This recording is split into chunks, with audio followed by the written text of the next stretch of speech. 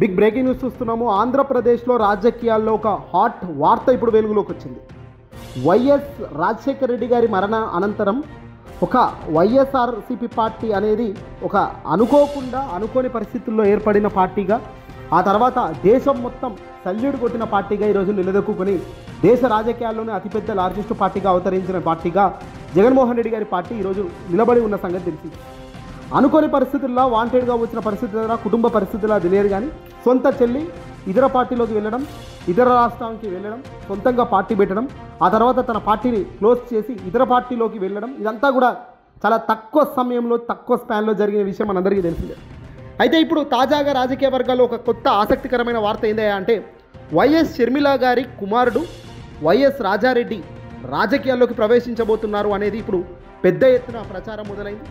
ఇది ఒక పెద్ద టర్నింగ్ పాయింట్ అవుతుందా, లేక వైఎస్ఆర్ కుటుంబం నుంచి ఒక కొత్త తరహా రాజకీయ వారసత్వం ప్రారంభమవుతుందా? ఇదిగో ఇలాంటి ఆసక్తికరమైన వార్తలు కనబడుతున్నాయి. మొదటిగా రెండు విషయాలు. ఇది ఒక పెద్ద టర్నింగ్ పాయింట్ అవుతుందా? ఎవరికి టర్నింగ్ పాయింట్? ఎవరికి అంటే వైఎస్ షర్మిల గారి రాజకీయ జీవితానికి. Repeat cut. అసలు ఈ పెద్ద టర్నింగ్ పాయింట్ ఎవరికి అంటే, ఇక్కడ మొదటగా వైఎస్ షర్మిల గారికి. షర్మిల తన రాజకీయ తప్పటి అడుగులు రాజకీయంగా తాను తీసుకునే డిసిషన్స్ చాలా పెద్ద ఎత్తున ఫెయిల్ అవుతూ పోతున్న తరుణం మనం చూస్తున్నాం. హుటాహుటిన అన్నపై ఉన్న కోపంతో పక్క రాష్ట్రమైన తెలంగాణకు వెళ్ళడం, ఆ పార్టీలో తెలంగాణకు వెళ్ళి కేసీఆర్కి వ్యతిరేకంగా పార్టీ పెట్టడం, తక్కువ సమయంలో ఏడాది కూడా నడిచిందో లేదో తెలియదు, ఆ పార్టీ మళ్ళీ క్లోజ్ చేసేశారు. కాంగ్రెస్ పార్టీ అన్నారు, కాంగ్రెస్ పార్టీ అన్నారు, ఆ పార్టీలో జాయిన్ అయ్యారు. ఏకంగా వైఎస్ రాజశేఖర రెడ్డి గారికి అవమానం ఏ పార్టీ అయితే చేసిందో, ఏ పార్టీ ద్రోహం చేసిందో అదే పార్టీలో చేరి ఏకంగా అన్న మీదకే బాణం విసురుతూ మళ్ళీ ఆంధ్రప్రదేశ్కి వెళ్ళారు. మొదట ఆంధ్రప్రదేశ్ మా రాష్ట్రం కాదన్నట్టు మాట్లాడారు, ఆ తర్వాత రాష్ట్రం ఇక్కడే అన్నట్టు మళ్ళీ రివర్స్ వచ్చారు. ఇన్ని యూటర్న్లు తీసుకొని ఇన్ని టర్నింగ్లు తీసుకున్న షర్మిలకు ఈరోజు తన కుమారుడు ద్వారా పెద్ద టర్నింగ్ పాయింట్ ఏమైనా దొరుకుతుందేమో అన్న ఆశతో తాను పార్టీలోకి, ఇప్పటికి కూడా వైఎస్ షర్మిలమ్మ గారు ఏ పార్టీలో తమ కుమారుడు ఉన్నారు లేదంటే పార్టీలోకి వస్తున్నాడని కానీ ఏం ప్రకటన చేయలేదు. ఇవి కేవలం ఊహాగానాలనే చెప్పొచ్చు. సరే, ఊహాగానాలే మాట్లాడుకుంటే వైఎస్ఆర్ గారు చేసిన సేవలు ఈ రెండు తెలుగు రాష్ట్రాల్లో మొదట ప్రజల గుండెల్లో చెరగని ముద్ర వేశాయి అన్నది సత్యం. ఇది మొదటి పాయింట్. రాజశేఖర రెడ్డి గారు కష్టపడ్డారు. ఇప్పుడు పేద ప్రజలకు మంచి చేయడం కాదు, ఆయన పేద ప్రజల గుండెల్లో స్థానం సంపాదించుకున్నారు. ఆ తర్వాత జగన్మోహన్ రెడ్డి గారు తన వారసత్వాన్ని ముందుకు తీసుకెళ్లడంలో 1000కి 1000 మార్కులు కొట్టిన వ్యక్తి కుమారుడిగా జగన్మోహన్ రెడ్డి గారు. వైఎస్ షర్మిల గారు తెలంగాణలో పార్టీని నడిపించేందుకు ప్రయత్నించి ఇప్పుడు తన కుమారుడిని పరిచయం చేస్తే అది రాజకీయంగా ఒక కొత్త చర్చకు మాత్రమే దారితీసే అవకాశాలు ఉన్నాయి తప్ప టర్నింగ్ పాయింట్లు పెద్దగా ఏ ఇతర పార్టీలకు కానీ ఏ ఇతర వ్యక్తులకు కానీ తాకుతుంది అని మాత్రం అనుకోవడం కష్టమే.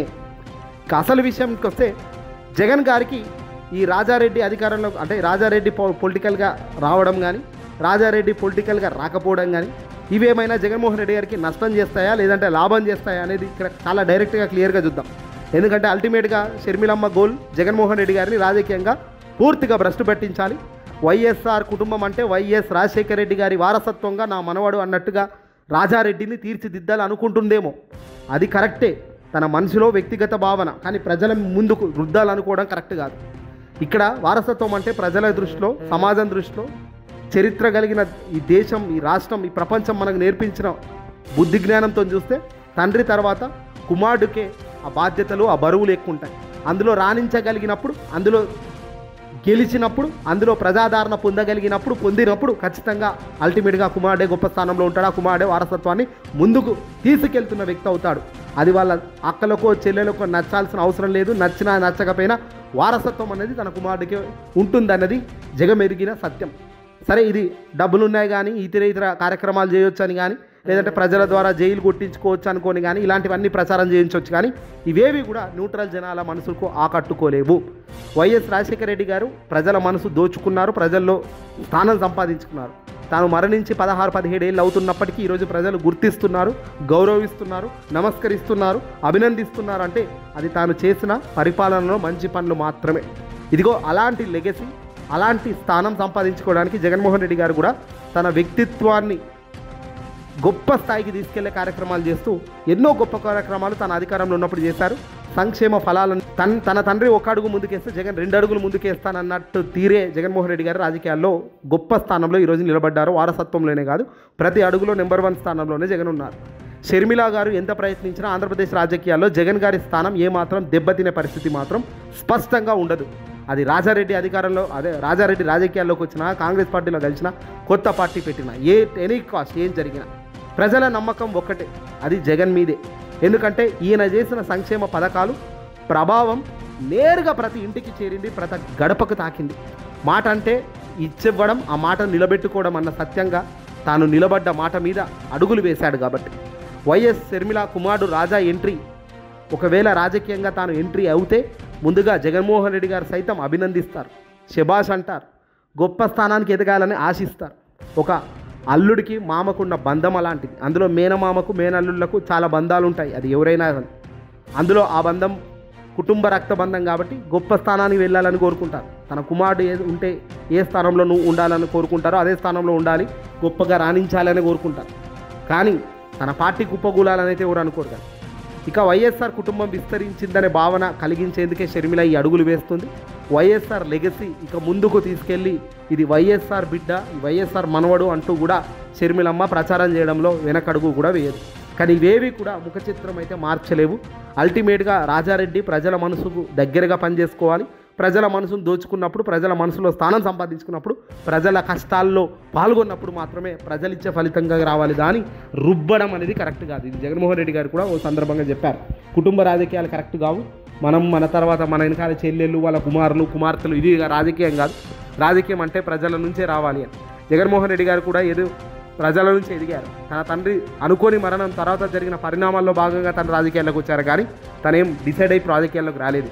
ఆ తర్వాత జరిగిన పరిణామాలు, ఆ తర్వాత ప్రత్యర్థులు కొడుతున్న దెబ్బలకు తాను ఉగ్రరూపం దాల్చి పార్టీని పెట్టి ఆ పార్టీని ఈరోజు దేశవ్యాప్తంలో లార్జెస్ట్ పార్టీగా అవతరించే కార్యక్రమం చేశారు. ముఖ్యంగా చెప్పుకోవాల్సిన విషయం ఏంటంటే, విభజన తర్వాత 2 రాష్ట్రాల్లో కూడా వైఎస్ఆర్ ఫ్యామిలీ పేరు వినిపించడం జగన్ ఇమేజ్ను ఇంకా పెంచే అవకాశం ఇక్కడ ఉంది. ఇక్కడ రాజారెడ్డి రాజకీయాల్లోకి ఎంట్రీ ఇచ్చినా, ఏది ఇచ్చినా ఇక్కడ మరింత బలం పెరిగేది అల్టిమేట్గా మేనమామ అయిన వైఎస్ఆర్సీపీ పార్టీ జగన్మోహన్ రెడ్డి గారికి. సాధారణ ప్రజలు కొత్త ముఖాల పట్ల ఒక ఆసక్తి చూపుతారు. రాజా ఎంట్రీ ఓ ఆసక్తి పెంచుతుంది. కానీ ఆ ఆసక్తి చివరికి వైఎస్ జగన్మోహన్ రెడ్డి గారి వైపు మళ్ళీ అవకాశమే ఎక్కువ. ఎందుకంటే పబ్లిక్ మైండ్లో వైఎస్ షర్మిల రాజా కంటే ఎక్కువ వైఎస్ జగన్మోహన్ రెడ్డి గారి అనుభవం మరియు అతని పరిపాలన పట్ల బలమైన నమ్మకం, విశ్వసనీయత ఉండడమే ఇందుకు కారణం. వైఎస్ఆర్ గారి అసలు ఆస్తి అంటే ఆంధ్రప్రదేశ్ ప్రజల విశ్వాసం ఏదైనా ఉంది అంటే అది నెక్స్ట్ జనరేషన్కు జగన్మోహన్ రెడ్డి గారే అనేది క్లియర్గా ప్రజలు ఇప్పటికే ధృవీకరించిన అంశమే. వైఎస్ షర్మిల తన కుమారుడు రాజా లాంటి ఎంట్రీలు ఇచ్చినా, రాజా ఎంట్రీ పొలిటికల్గా వచ్చినా వైఎస్ జగన్ గారికి పోటీ కానే కాదు, ఆయన స్థానాన్ని మరింత క్లీన్గా చూపించేలా మారవచ్చు తప్ప జగన్మోహన్ రెడ్డి గారితో పోటీ పడే పరిస్థితి కానీ ఆ పొజిషన్ కానీ కుమారుడికి ఉండబోదు అన్నది క్లియర్ కట్. అందుకే ఏ వార్తలు బయటకు కొత్త సవాళ్ళు ఎన్ని వినిపించినా లోతుగా చూస్తే జగన్ గారికి ఒక పాజిటివ్ వాతావరణమే కలిగించే అవకాశమే ఎక్కువగా ఉంది రాజా పొలిటికల్ ఎంట్రీ ఇస్తే కూడా. ఎందుకంటే ప్రజలు ఎప్పుడు లీడర్షిప్లో కంటిన్యూటీని చూస్తారు, కానీ ఆ కంటిన్యూటీ జగన్ గారే అందిస్తున్నారు అనేది కూడా జగన్ వైపు మళ్ళీ అది జగన్కే పాజిటివ్గా మారే అవకాశాలు కనబడుతున్నాయి.